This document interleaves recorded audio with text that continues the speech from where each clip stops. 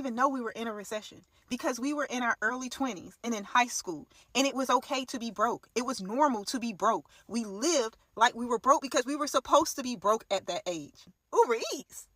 I didn't live on campus, but I damn sure was in the caf every day eating them patty melts. We weren't worried about eating healthy back then because we couldn't afford it. We weren't worried about being vegan because we couldn't afford it. We shopped at Wet Seal. We shopped at Dots. We went to the Dollar Tree to get our makeup.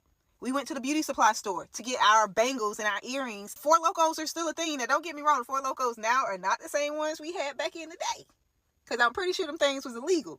You don't have to buy Reposado. Sveka and Smirnoff flavors are still on the shelves. You don't need mimosas. You can't afford to go to the club? Bring house parties back. If you're on campus and there's some Sigmas, bring back Blue Juice. Stop trying to go to Sephora and get all these name brand makeups. Go to the drugstore. And I think this recession is going to be worse for them, but I also think that you can still get through it and have a good time. Hello everyone, this is Emmanuel Cook. We will be reacting to a new video today, so make sure you guys like, comment, and subscribe down below, and let's get into the video. Everyone seems to be asking millennials how they survived the 2008 recession, but I'm not sure millennials are the correct people to be asking. As an elder millennial, I was born in 1983. I was just graduating college. Any millennial younger than me was either in college or still in high school. We should be asking the lower Gen X's. But anyway, as someone who was in their early 20s going through this time, let me tell you how we survived. My early 20s were honestly a blur. I blocked most of it out. But I do remember that I was a waitress. And I remember going from when I started as a waitress to nights where I would have like $100 to $200 in tips to in late 2007, early 2008, going out with like $5 to my name. Most other things are almost incomparable. We didn't have the skincare routines, the fancy hair products, the 20 things that you put on your face in order to go out in public. Skincare was clean and clear toothpaste and rubbing alcohol, maybe some Noxzema pads. Our makeup was the $4 CoverGirl. From pressed powder, mascara, you're good to go. Blue eyeshadow maybe, sparkles. We didn't have the contour, we didn't have the blush, we didn't have the primer, the setting spray, 5 different colors of eyeshadow, the liner, the plumper, the gloss, none of that. That all adds up, and it's not necessary. It's fun, but it's not necessary. All these other people on here talking about frozen veggies. I never had to eat frozen veggies, even though my family was actually very poor my entire life. But we did eat at home for every single meal. I'm talking Tostino's pizza rolls, microwave nachos, popcorn with Velveeta cheese, and TV dinners. When I was in college, sometimes I'd go get a $5 footlong from Subway. If you cut that into 3 sections, that's 3 meals right there. We don't have those options anymore. But I guess one of the most important things that I did was I left. Nobody was hiring social studies teachers at the time. Nobody was hiring teachers, period. But for my graduation present, my parents sent me to the Philippines to stay with my sister, where everything was way more affordable than it was here. After a little while of doing that, I took a job as a nanny in New York to a family that was decently well off, and I'm pretty sure had mob ties, but that's a story for another day. Anyway, that job paid $350 a week, which was pretty good for back then, considering that I also got a basement apartment, a car, a credit card, and everything else was paid for. What y'all have that we didn't have, though, is health insurance. If you were lucky, you could stay on until you were maybe 20. After that, depending on what state you're in, you gotta pay for that out of pocket, because none of us had jobs. I can't suggest that this generation go thrifting, because nowadays, thrift stores are more expensive than Walmart or Target. One thing I can suggest that we did was clothing swaps. We'd get together with all the girls and everyone would bring a bag full of stuff that they no longer wanted but was still cute. We'd just dump it out in piles and go through it and take what we wanted of somebody else's. So minimalize your makeup and your skincare. You don't need that $50 shampoo. You don't need sushi every night. You don't need Botox. You don't need filler. You don't need a 10-step routine. And bring back clothing swaps. Stop crying because it's a recession. Toilet paper and Kleenex is too expensive to waste. Wipe them tears and listen to me. You will survive this. As someone who grew up so broke, I didn't even know we was in a recession back in 2008. Here are my tips and tricks to survive. Number 1, accept the fact that you are broke. Stop saying you're frugal. Stop saying you're thrifty. Stop saying you're a minimalist. You are broke. If your mama never told you don't step on people's toes on your way up because them toes may be attached to the ass you gotta kiss to get help later, you about to learn that lesson today. Because make you some old poor friends. Make you some old poor friends.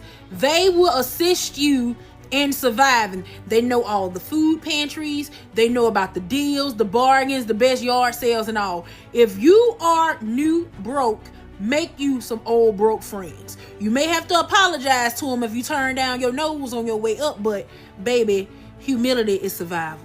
Your old lifestyle has up and vanished like a fart in the wind. You can't live champagne dreams because now you got a natty daddy budget. Live within your means. Give up them hot yoga classes. Your children don't need to be in ballet, jazz, tuba, and take tennis lessons. They're going to have to cut down to one. If you can downsize, downsize. If it's not possible to downsize, don't downsize. But stop trying to keep up with the Joneses, because the Joneses are trying to keep up with you, and both y'all asses are broke. We are all in the bread line. You ain't got to walk up to the bread line giving us all these millions of excuses why you there. We know why you there, because you need the bread. Don't try to make yourself feel good about yourself because you in this line with us, because we've been in this line since day one. Make your house comfortable, because your favorite activity is about to be enjoying your rent or enjoying your mortgage. Okay? Life for part 2. Okay, this is actually kind of a fun one to start. What were millennials doing in 2008 to survive the recession? Well, I was still in college, so freshman going into sophomore year. We were not doing much because every class or meeting we took with our counselors or gen ed we walked into, we were being told, well, you probably won't find a job. So in my case, I was trying to go to art school, and they said, well, you better get a business degree because you won't have a job. I switched to fashion, and they're like, well, you probably won't find a job after college, so you better get a business degree. We didn't have a lot of hope, so as you could tell by what we were being told. So we went out to the bar Wednesday through Saturday. We worked. We had part-time jobs in college because why would we study if we're not going to have any job or have a job after college? So I worked a lot, and I spent all that money at the bar Wednesday through Saturday. Shopped at Forever 21 because the shirts were $5 and the pants were $8. And we wore Charlotte Rouge heels that broke by Thursday. It was amazing. And then we uploaded all of our photos from our digital camera into a Facebook album with some like meaningless title that only the 4 people in our apartment understood. If you ended up on a date with a guy who took you to the expensive theater instead of the dollar theater, you married him. Which is what I did. So apparently Gen Z is asking millennials how to survive a recession. I am one of the youngest millennials, and I was a kid during 2008, but I do have quite the survival story if you want to figure out how to survive when you have no money. So right after college, I'd been working at homeless shelters for a while. I became a manager at one in Seattle. And I just got super fucking burnt out. I could not work a 9-to-5 anymore. I couldn't handle it. And every other job you can get with a social services degree pays shit. So I had to figure something out. So I quit my job, cut my lease, and got rid of pretty much everything I owned that I couldn't fit in a few backpacks, and canceled basically any bill that I had other than like my car insurance and my cell phone. And then I just started driving. No plans. And then I just started looking for gigs on Craigslist as I was traveling. The first place I worked was trimming weed in Oregon. I made a bit of cash doing that, and then I started traveling again some more after that season was over. And I was on Craigslist all the time looking for odd jobs and doing random ass gigs. One of my favorites was pet sitting, because you'd basically just watch someone's house for like a week while they're out of town, and you'd have a free place to stay, and also they'd basically pay you to stay there, and also there's a cool dog. I also did tarot card readings on Instagram before TikTok was a thing. I got all my food at food banks, and basically just tried to see how long I could go without spending money on anything. And I did that for a long time. And I got to travel the entire country. I've been to every single state in the United States, and it was one of the best decisions I ever made. Being homeless and living out of my car, traveling full-time, was honestly something I would recommend everybody do at some point in their life. And eventually, one of the gigs I found on Craigslist turned into a full-time job. They loved my travel experience and ended up hiring me to travel full-time. And then I saved up to get a old school bus and converted that, so I had a bigger living space that I could still travel in. Then I was a nomadic hippie living out of a bus for a few years. But having that freedom from a full-time job gave me the opportunity to really focus on my art. And now I do art full-time. I have not worked for a company in years now. I'm fully self-sufficient. I provide for myself. I have my own house now, and I even rent out the bus that I used to live in. It's going to be okay. We are scrappy. We are resilient. This is survivable. And if you can figure out a way to make survival fun, like just travel the US for a while, be a vagabond. It's a good time. And you meet so many cool people and have so many incredible experiences. Also, there was a lot of negative ones and a lot of shitty stuff happened, but like, I barely even remember that shit, and most of it is just fun stories at this point. Honestly, purposely becoming homeless was one of the best things I ever did. Because it freed me from the 9-to-5 system. It freed me from corporate America. It freed me from the grind.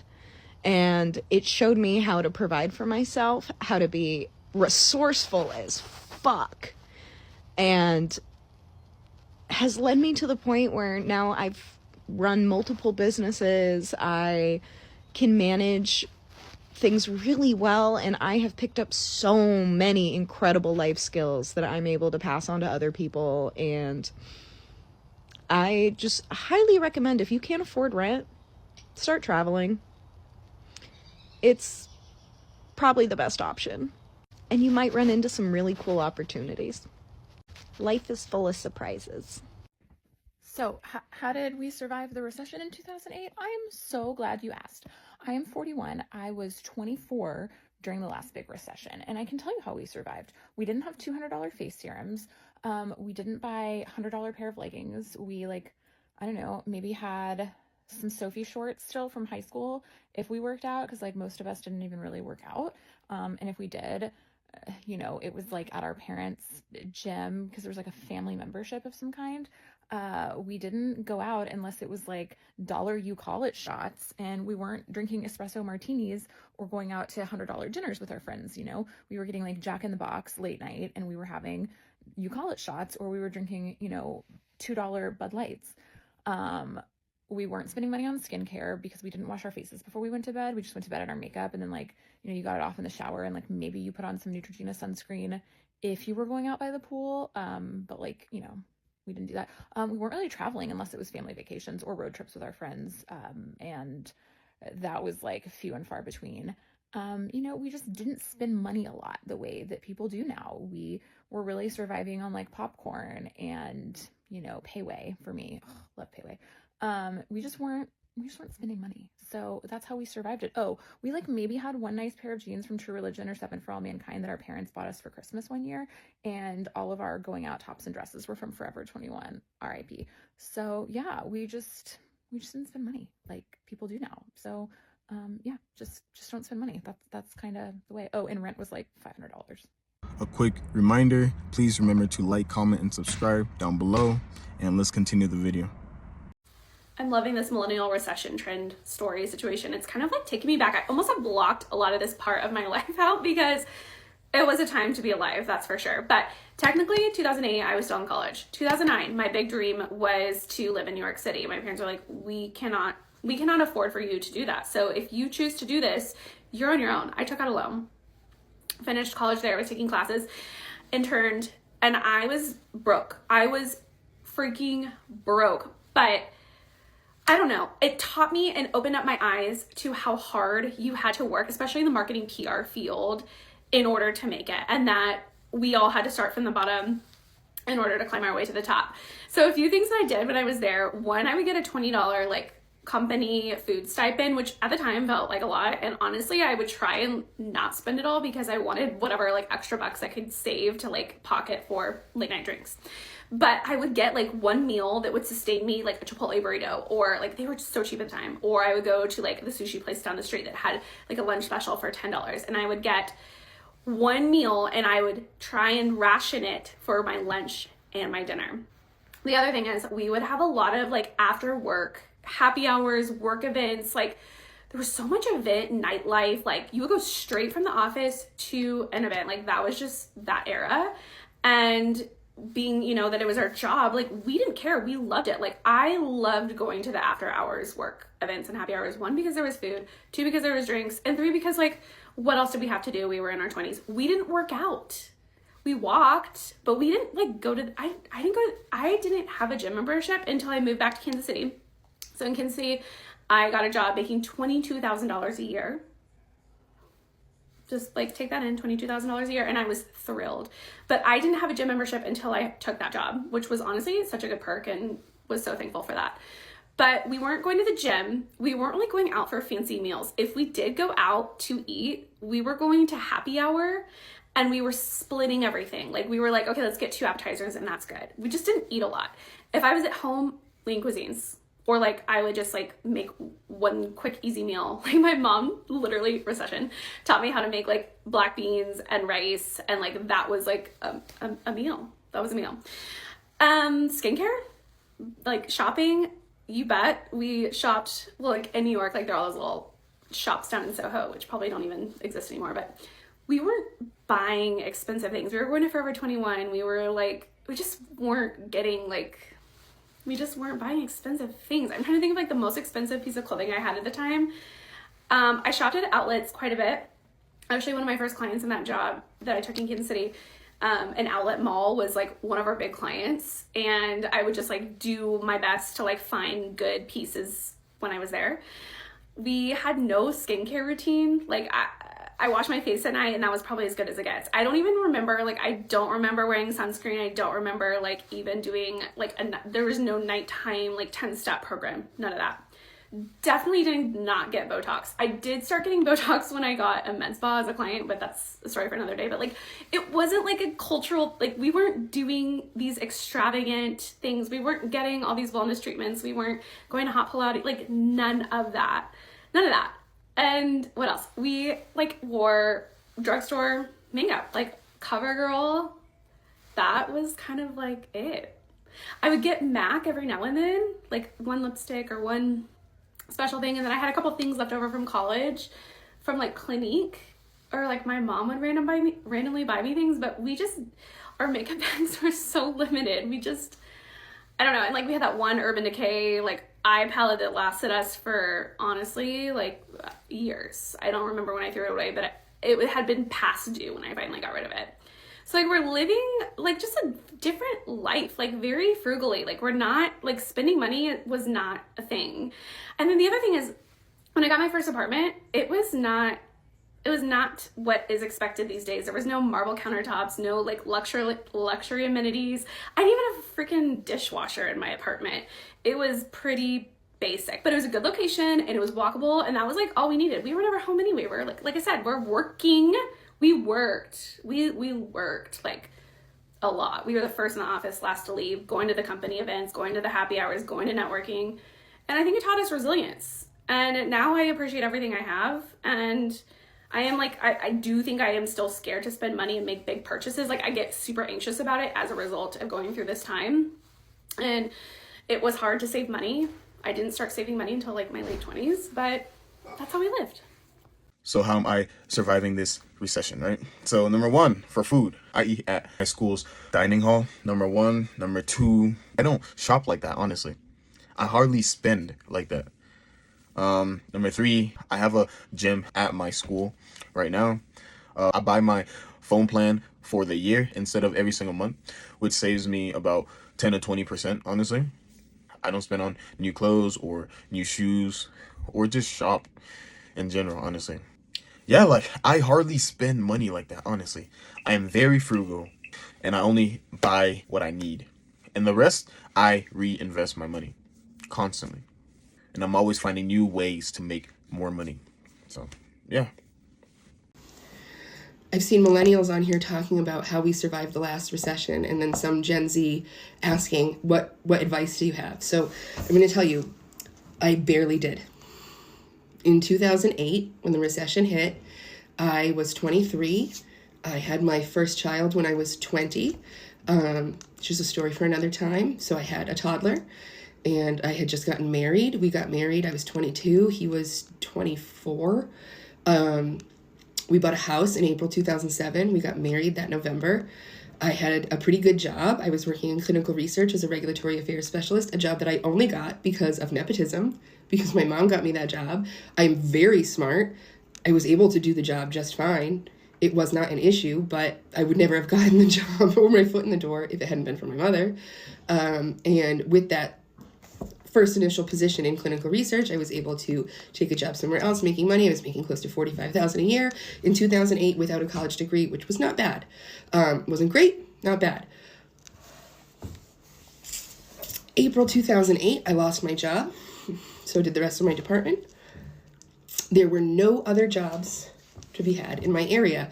All of the pharmaceutical companies and clinical research sites were either closing or merging or downsizing. The closest positions that I would have qualified for or had experience to apply for were 2 hours away. And I had a 3-year-old. I was unemployed for 18 months. The only reason I was able to survive that long is because unemployment benefits kept getting extended, which is not going to happen under Trump. Obama extended those things, and conservatives and Republicans fucking hated it. There's no way that that's going to happen this time. So just be prepared that you are not going to get another 6 months of unemployment benefits added on, and then another 6 months on top of that because so many people are out of work. It's going to be fuck you. Figure it out.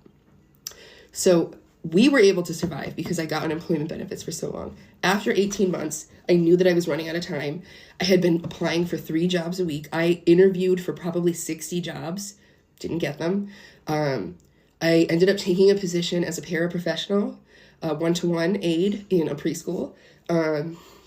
My salary was 25% of what it had been. 25%.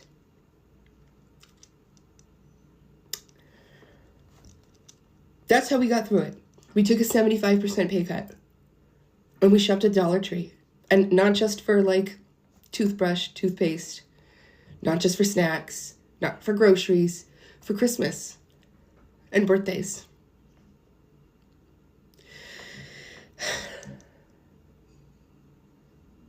Y'all are acting like this is a game, like this is funny, like this is something that you can take on as a challenge. We almost lost our house. We did lose our house eventually. We had to file for bankruptcy. We were not the only ones. It ruined our lives. So how are you going to get through this recession? I don't know. We barely did. I have not financially recovered from it still. I had to go back to school to get my teaching credentials so that I could get hired after spending another $50,000 to finish my degree and do the practicum and the observations and the testing and the certifications so that I could get hired to make almost what I was making when I was first laid off in 2008. And it took me years to make more money than that. So I don't have really much advice for you. Be very comfortable going to Dollar Tree for most of your needs. And be prepared for those prices to go up because it's actually a $1.25 tree.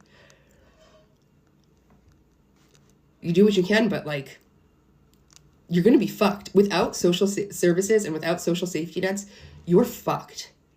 We did not qualify for any assistance or aid because my ex-husband made too much money. So Christmases and birthdays for us looked like asking for gifts for gift cards for the grocery store. One year, my ex-in-laws got us a gift certificate to our local oil company so we could fill our furnace. Or so we could fill our oil tank to run our furnace, to heat our house. That was our Christmas present, was heat. Heat was our present because we were so poor. I know that you think this is going to be like, oh, bring back Recession core. We're going to have the good party music, dollar shots. It's not fun. It's not fun. It is not fun. And I don't think you're prepared. And I don't think that all of the struggle meal recipes in the world are going to accurately prepare you for how bad this can kick your ass. Saving money during a recession. Let's talk about how we did it back in 2008 as millennial women. Okay, here's what we were not spending our money on. Botox, filler, skincare, matcha, organic produce, water bottles, group fitness, cottage cheese, supplements. There were no supplements happening. Basically, we were just less concerned about like health and wellness and being hot wellness girlies, and that saved up a lot of room in the budget for going out tops from Forever 21, may she rest in peace, and statement necklaces. Did we look amazing? Probably not, but we had a lot of fun, so. Everyone's talking about how millennials survive the recession. Here's my take. I am 40 years old. I was around 24 years old when the recession hit. Now for me, I went to college, but I never graduated. So I wasn't really looking for a big girl job. I wasn't at a point in my life where I was mentally thinking about buying a house, having kids, having a family. So I didn't have a lot of big responsibilities. I did work in the service industry, and I had a lot of people I worked with that had master's degrees that weren't able to get jobs. So I saw that happening and I was like, that sucks. But I was doing just fine. And looking back, thinking about why, how did I do just fine? We had roommates. How many people can you cram into an apartment and split that up? You can't, it's not going to be peaceful. It's probably not going to be a lot of fun, but that's what we had to do. There wasn't an option. I don't think any of us ever thought about getting an apartment on our own or like as a couple. At one point, there was 4 of us living in a 2-bedroom apartment, splitting all of that up, because we wouldn't be able to survive that otherwise. We didn't overconsume. I can't even tell you where I shopped for clothes. I know like I would grab bits and pieces here from Ross Dress for Less.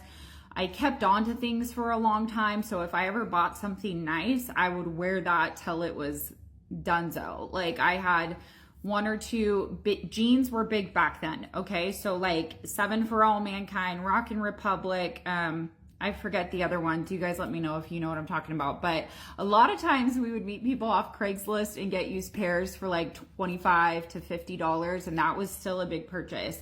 But those jeans were so important back then that you'd find a way. Sometimes some people would know somebody that like sold them out of their trunk and they were probably fake. But so I had a couple pairs of like those jeans, and then I would rotate my cute tops, but like they were so cheap and I didn't need to buy a bunch. I just wear the same thing because we didn't care. For food, I mean, we would buy groceries and we'd make stuff. However, we also weren't eating a lot because we were on that OG Adderall, and that was actually appetite suppressing. A lot of substances, I think, were getting us through, which is not good. I'm not saying this to be cute, but like Adderall was prevalent. It was the beginning of the opioid epidemic, and a lot of people in the service industry, at least where I was working, we were passing that around like it was your coffee for the day, right? Or whatever. So there was that. So maybe that's why I have this like glossed overview of what the recession was like. But really, to really get down to it, and if I'm going to give you any actual advice, it is the overconsumption. It is, you don't need an aesthetic. To this day, everything in my house, I'm looking at all my furniture, you guys, and 95% of it is from Goodwill, hand-me-downs, or a yard sale. Your kitchen items don't need to be brand new. Nothing needs to be brand new. We got our dishes at Goodwill, and we can afford it now. We could afford to get new stuff, but I cannot bring myself ever to pay full price on stuff that is just fine. You know what I mean? Like, plates are a vessel to eat. You don't need it to be an aesthetic. A table is a place for your family to sit and be with each other. It doesn't need to be aesthetic. Nothing needs to be a vibe. Like, just, get what you can get and don't throw a fit, and be happy with it, and learn to love what you have, and learn to love the people you are with, and be happy in this moment, and not try to chase what you see other people have on this app. Stop over consuming. Share space, living space if you need to. What can you get rid of? Like, really, write down everything that you spend money on each month. You don't need all the makeup. You don't need all the skincare. You don't need Botox, lip filler, crap from Shein, crap from TikTok Shop. You don't need all of it. You have what you need right in front of you. this app, I've seen nothing but people who want you to fear a recession is coming. I want to do something different. Let's prepare ourselves for the recession if it is to come. Number one, build an emergency fund. How do you do that? 5, 10, 15, 20, $25, $100, whatever you can afford to pull out of your paycheck. Put it to the side. Not using it for no clothes, hair, none of that. This is for emergency purposes only. Have you one? It's called the rainy day fund. Put it to the side for when it rains. You know, it won't slam down on your head. You'll have a little cushion. Manage your debt. Don't go in that store and put somewhere. You got to put it on 6 easy payments and all that stuff. If it ain't something that you got to have, don't create extra debt for yourself. Leave your debt to a minimum. Diversify income streams. Social media, DoorDash, Instacart, whatever it is to take, get you a side hustle, some type of small business. Get you a side hustle to have you more than one set of income so it can continuously flow. Review your budget. Review and follow your budget. You set a budget for yourself, stick to it. You can go lower than that budget, but stick to that budget. Don't go above what you know you can afford. Stay right there in the middle. Stay informed and seek professional advice. You know who's your professional. You ain't got to go nowhere and pay nobody. Go see grandma. Go see mama. Go see auntie. These people, the women in your life had to live and survive off way less than we would in these days, baby. Go see grandma. Go see auntie. Go see mama. Sit down at the table. Help me budget my money, mama. Help me budget my money, auntie. They're going to put you on the straight and narrow. So instead of being on here fearful of what's to come, attempt to prepare yourself as much so you won't be, completely shell-shocked when these prices start to skyrocket. Don't say auntie ain't put y'all up on no game. Got any questions you feel like I can answer or help you with your budgeting or anything like that, feel free to inbox me, okay? Thank y'all for sipping a limo tea with auntie. Bye, y'all. With a recession looming over us, it is really easy to be terrified right now. So when I was in my late teens, I experienced the impact of the '08 recession and the wake that followed with it. That was a terrible time, man. And it didn't hit all at once. It didn't hit all at once. It was a slow trickle of every week becoming just progressively worse, just a little bit harder than the last week. It really started to hit me when our van got repossessed. I had to listen to the repo guys, just shouting from the driveway. It was horrible. And then there was the constant fear of foreclosure, which we were getting letters every other month, basically. Thankfully, we never lost the house, but I know a lot of people who did have to go into foreclosure and declare bankruptcy. It was terrible. But if I can leave you with a little bit of hope, I got really lucky during the recession. YouTube was in its infancy, and I had somehow managed to get partnered as a gaming channel. I started making Minecraft Let's Plays, and then I made 50 grand, man. And that was a lot of money for me at the time. Especially during the wake of the recession, yeah, that was really good. Now, I'm not saying that's a brag. What I'm saying is I found a way when it didn't look like it was possible. And especially at that time, in 2010, 2011, doing YouTube as a full-time thing, that was really looked down on. Doing content creation was not a mainstream thing. As I watched my friends go into traditional jobs or go through college, the whole time I was like, oh my God, nobody else is doing this. Why am I doing this? This is so stupid. This is just gonna fail for me. And I struggled and I worried constantly. But I was able to help my family with payments. Now, I don't know if this recession is gonna hit or not, but what I do have to say is whatever skills you have, lean into it, man. Recessions suck, but you can always make money during them. Honestly, the more untraditional, the better, because the entire system is just fucked at that point. So if you're worrying about the recession, I get it. Be worried. It sucks. But I hope this video gave you a little bit of confidence. It'll be fine. You can do it. So they talking about a recession, and a lot of people in this generation don't know how to make something stretch.